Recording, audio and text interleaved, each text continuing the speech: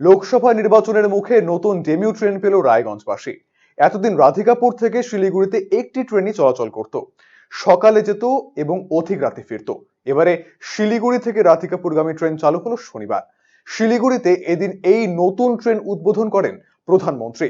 সবুজ পতাকা দেখিয়ে এই ট্রেনের উদ্বোধন করেন নরেন্দ্র মোদী। সেই অনুষ্ঠানটি এদিন রায়গঞ্জ রাধিকাপুর স্টেশনে ভার্চুয়ালি দেখার ব্যবস্থা করা হয় রেলের তরফে। ফলে নতুন ট্রেন পেয়ে খুশি রাধিকাপুর, কালিয়াগঞ্জ, রায়গঞ্জ সহ জেলার মানুষ। তবে দিল্লি ট্রেন কেন চালু হলো না তাই নিয়ে প্রশ্ন তুলেছেন সাধারণ মানুষ। পাশাপাশি ভেলোরগামী নতুন ট্রেনের দাবি তুলেছেন তারা।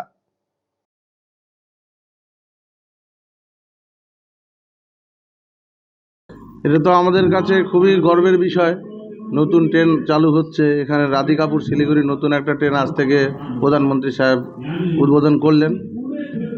তো এখানে লোকাল পাবলিক খুব খুশি তার জন্য। আর আগামী দিনে আরও অনেক রকমের রাধিকাপুরের উন্নয়ন হবে সেই আশ্বাসনও মোদী সরকার দিলেন। এতে আমাদের খুব ভালো লাগছে যে এতটুকু স্টেশনে এত ফেসিলিটির ব্যবস্থা করা হয়েছে এবং নতুন নতুন ট্রেন আরও দিল্লিগামী ট্রেনেরও কথা চলছে। আগামী দিনে হয়তো ওটাও চালু হয়ে যাবে। তো সব মিলিয়ে যাই হোক, আমাদের এই লোকাল যারা প্যাসেঞ্জার এবং লোকাল স্থায়ী বাসিন্দারা ওরা খুব খুশি। তারা সবাই সম্বোধন করছে আমাদের প্রধানমন্ত্রীর এই নিত্য নতুন কার্যকলাপগুলোকে। রাধিকাপুরের টাইম টেবিল হলো সকাল 11টায় আসবে এবং বিকাল 4টায় রাধিকাপুর থেকে শিলিগুড়ির জন্য যাবে। না, আজকে শুধু ওপেনিং হলো, সেটা গত পরশু, এটা 11 তারিখ থেকে সকাল 6টায় শিলিগুড়ি থেকে ছাড়বে, রাধিকাপুরে 11টায় এসে পৌঁছাবে এবং রাধিকাপুর থেকে বিকেল 4টায় ছাড়বে এবং রাত্রেবেলা 9:30টার সময় শিলিগুড়ি পৌঁছাবে। এটা ডেলি চলবে। আমরা এই ট্রেন চালুতে খুব খুশি এবং সবাই খুব উপকৃত হবে।